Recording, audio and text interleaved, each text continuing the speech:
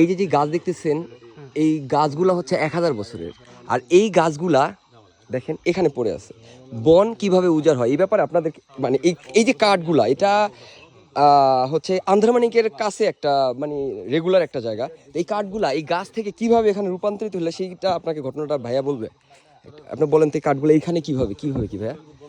এটা হচ্ছে আপনার 5 থেকে 6 বছর আগের হ্যাঁ আপনার যে থানচি যাওয়ার পথে যে হ্যাঁ 21 কিলোর একটা রাস্তা দেখবেন, হ্যাঁ যেটা মানে সরকারিভাবে ওই রাস্তাটা কিন্তু তখনই করা হয় নাই। হ্যাঁ হ্যাঁ ওই সময় এই হ্যান্ডম্যানে হ্যাঁ যেরকম কোনো এক কাঠের কোম্পানির কাছে হ্যাঁ হ্যাঁ বিক্রি করেছিল এই গাছ, এই বড় গাছগুলা। বড় গাছগুলা। আচ্ছা মানে ওনারা এখান থেকে নিয়ে যাবে এরকম একটা বিক্রি আচ্ছা, ছিল। আমি একটু আপনি তার কথা না বুঝতে আমি বলে দিচ্ছি। এটা হচ্ছে এখানকার যে স্থানীয় পাওয়ারফুল যে পার্সন, তারা হচ্ছে চিটাগং এর কোনো এক বড় ব্যবসায়ী, কাঠ ব্যবসায়ী, তার কাছে এই বড় গাছগুলা বিক্রি করে দিছিল, রাইট? তারপরে হ্যাঁ তারপরে এখানে গাছ কাটা শুরু হয়েছে আর ওইদিকে রাস্তা মানে বানানো হচ্ছে। এটা কোন জায়গার রাস্তাটা?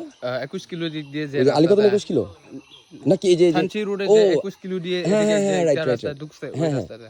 আচ্ছা তারপরে মনে করেন যে প্রশাসনের দৃষ্টি পড়ছে যে এখানে কাট কাটা হচ্ছে আর ওদিকে রাস্তা হচ্ছে, হ্যাঁ যার কারণে পরে আবার প্রশাসনের দৃষ্টি পড়াতে